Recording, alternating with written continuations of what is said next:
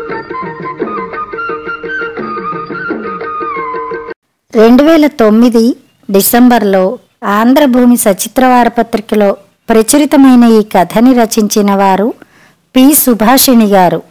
వ్యామోహం. పేపర్ చదువుకుంటున్న ఆనందరావు తలెత్తి చూస్తే రేణుక హాల్ అంతా తదేకంగా చూడడం కనిపించింది. రేణు, ఏంటలా చూస్తున్నావు అడిగాడతడు. ఆమె చెప్పింది, చాలా రోజులుగా గమనిస్తున్నా, హాల్లో మరో సోఫా ఉంటే బాగుంటుందేమోననిపిస్తోంది. అతడు అప్పటికే చదివేసిన పేపర్ పక్కన పడేశాడు. ఇప్పటికే ఇంటి నిండుగా వస్తువులు అమర్చేశావు, ఇంకా ఓ సోఫా అవసరమా? రేణుక భర్తకేసి చిరాగ్గా చూసింది. మీరెప్పుడు ఇంతే, అద్దెంట్లో ఉన్నంత కాలం ఇది అద్దె ఇల్లు, ఎంత తక్కువ ఫర్నిచర్ ఉంటే అంత మంచిదన్నారు.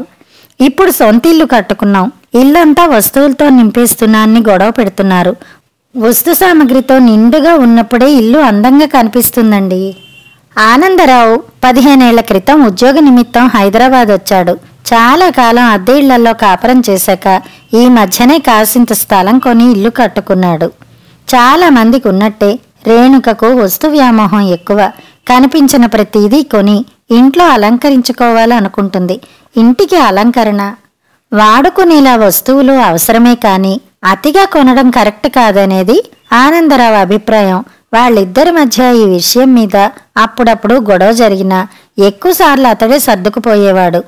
ఇదిగో ఇప్పుడు మళ్ళీ మరో సోఫా తీసుకురావాలంటోంది. ఆనందరావు దీర్ఘంగా నిశ్వసించాడు.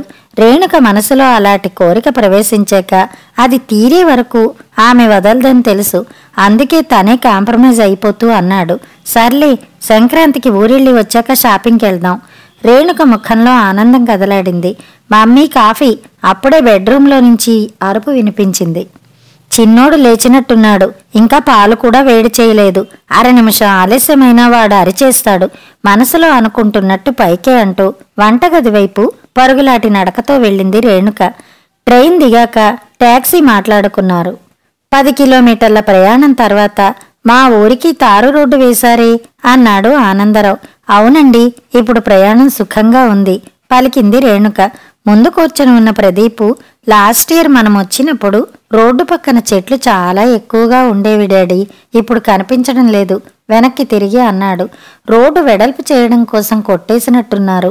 అభివృద్ధి పేరుతో పల్లెటూర్లు స్వచ్ఛతను కోల్పోవడం బాధాకరంగా అనిపించింది అతడికి. మరో 10 నిమిషాల ప్రయాణం తర్వాత కారు 1/4 ఎకరం మధ్య ఉన్న జమీందారీ కోటలాంటి ఇంటి ముందు ఆగింది. కారు శబ్దం వినగానే 70 ఏళ్ల ముసలావిడ మెల్లగా నడుచుకుంటూ వీధి గుమ్మం వరకు వచ్చింది. ఆనందరావు కారు డిక్కీలో నుంచి లగేజ్ దించుతున్నాడు.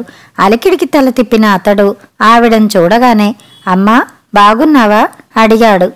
అప్పటికే ఆఖరి సూట్ కేసు దించేయడంతో ఆమె దగ్గరగా వెళ్ళి భుజం చుట్టూ చేతులేశాడు.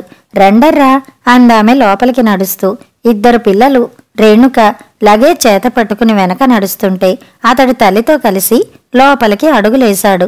ఆ ఇంట సందడి మొదలైంది. మధ్యాహ్నం వరకు వందనమ్మా లేని ఓపిక తెచ్చుకుని పనిచేసిన భోజనాల తర్వాత నడుం వాల్చింది. ఆవిడ అలా పడుకున్న అరగంటలోనే బామ్మా, ఓ బామ్మా అంటూ పిలుపు వినిపించడంతో విసుగ్గా నిద్రలేచి ఇంటి వాకిట్లోకి వెళ్ళింది. అత్తగారు విసుక్కుంటూ వెళ్లడం రేణుక గమనిస్తూనే ఉంది. అక్కడి సంభాషణ కూడా వినిపిస్తోంది ఆమెకు. ఏంటి ప్రమీలా?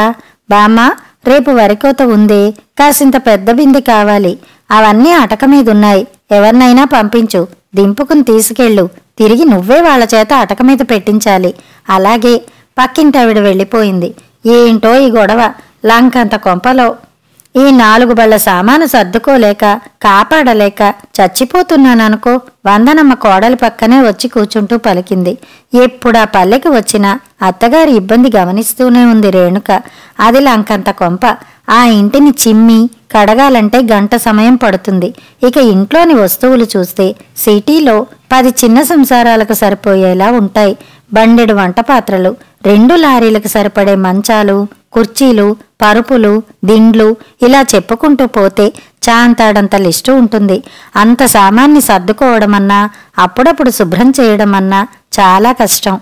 కొన్ని అమ్మేయడమో ఎవరికైనా ఇచ్చేయడమో చేస్తే సరిపోతుంది కదా. వందనమ్మ కొద్ది క్షణాలు నిశ్శబ్దంగా ఉంది. నిజమే, ఇన్ని వస్తువుల్ని శుభ్రంగా ఉంచలేక కాపాడలేక విసిగిపోతున్నాను. దేవుడి దగ్గర కాసింత సమయం గడపాలనుకుంటాను, కానీ వస్తువులను సర్దుకోవడంలోనే ఎక్కువ సమయం గడిచిపోతుంది. అలాంటప్పుడు ఈ వస్తు సామాగ్రిని వదిలించుకోవాలనిపిస్తుంది. మిమ్మల్ని హైదరాబాద్ తీసుకెళ్లమంటే మీరేమో ఓల్డ్ ఫర్నిచర్, పనికిరాని వంట పాత్రలంటూ పట్టించుకోవడం లేదు. మీరన్నది నిజమే. కుక్కర్లు వచ్చాక రాగి పాత్రలతో అవసరమేముంటుంది? ఫిల్టర్ వాడుతుంటే కంచు బిందెలతో పనేముంటుంది? కాలానికి అనుగుణంగా ఇంటికి అవసరపడే వస్తు సామాగ్రిలోనూ మార్పు వస్తుందని తెలుసుకున్నాక మిమ్మల్ని ఒత్తిడి చేయలేను.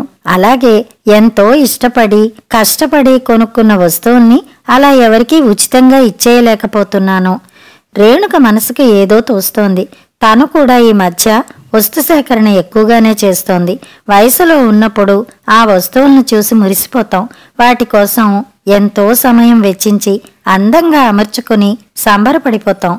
కానీ ఓ తరం కొన్న వస్తువుల్ని మరో తరం అంతగా ఇష్టపడదు.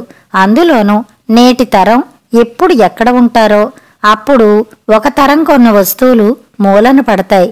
మూలన పడిన తమ శ్రమ చూసుకుంటే సంపాదించుకున్న వాళ్లకు గుండె తరుక్కుపోతుంది.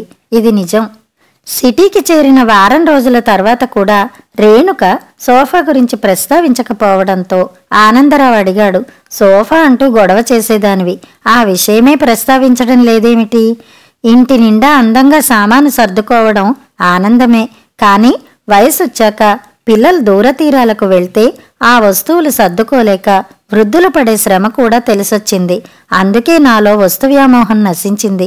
వస్తు వ్యామోహం వార్ధక్యంలో భరించలేని కష్టమైతే వయసున్నప్పుడు భరించగలిగే అనవసర శ్రమ. ఎప్పుడైనా వస్తు సామాగ్రి మితంగా ఉంటేనే మనం సుఖంగా ఉంటాం అంది. కథ సమాప్తం.